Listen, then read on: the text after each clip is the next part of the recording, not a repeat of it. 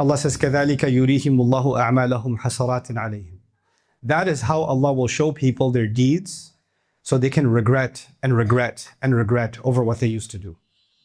You guys are very, very young, and you're living in a very strange time in the history of the world.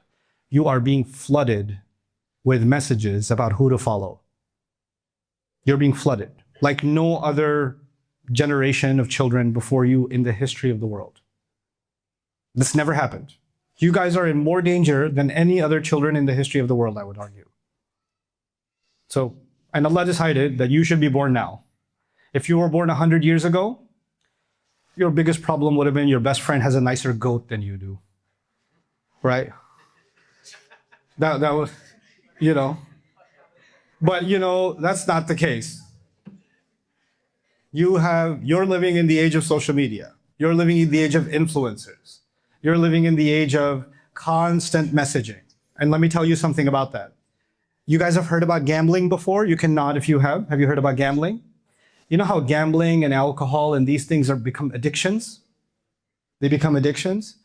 You know, when Facebook and Snapchat and Instagram and TikTok, some of these companies that are, Facebook's for old people, I know, but like some of these other social media platforms, when they were building their platforms, they needed to figure out how to keep people hooked, how to keep people swiping. Because the longer you stay on the app, the more money they make. So it's not, you think it's free content, but actually your attention makes them money. So it used to be in the old world, they used to get gold out of the ground and diamonds and minerals, and you sell those were the resources. Human attention is actually something that makes money too, from the algorithms and advertising revenue and viewership revenue. This is how they build their revenue. So they're making money off of your attention. So they needed to figure out, how do I keep this 14-year-old, how do I keep this 13, 12-year-old or 16-year-old, how do I keep them on my app? And how do I keep them scrolling, and because I need to keep them on here longer. I need to make them addicted. So what they did is they hired the best developers, the best designers of casinos in Las Vegas. Las Vegas is a place that has a lot of gambling casinos where people go because they have a gambling problem, and they have those slot machines. Have you ever seen those slot machines before? They have those slot machines, and those people, you know what they do in those slot machine halls? They pump extra oxygen into those halls so people don't get sleepy. And they give free drinks. You get free Cokes and free caffeinated sodas and coffees and whatever, so people get hyped up and they stay awake, and they'll give you free Red Bulls and stuff. It's because they want people just sitting there and not getting up and keep gambling and keep gambling and keep gambling. And people will lose their house, they'll lose their life savings and all of it, but they designed it, and they even set up cameras so they can watch the eyeballs of the gambler to see if they're dilating or not, to create excitement for them. They'll run all these experiments on those people. Those people that ran those experiments and created those environments, they're the ones that designed social media apps. They were hired to create addiction for you and me. And you're just kids. You're going to easily fall into addiction, easily. So I'm here, in this brief khutbah, I'm just here to give you a reality check.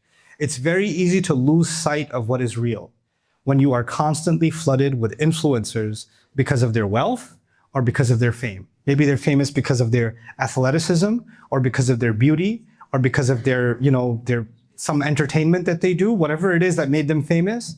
Those things will become an addiction for you, and you're not going to be able to get out of it. So it's, in the end, you're the one responsible to step out of that, inshallah ta'ala, and follow something that's actually real.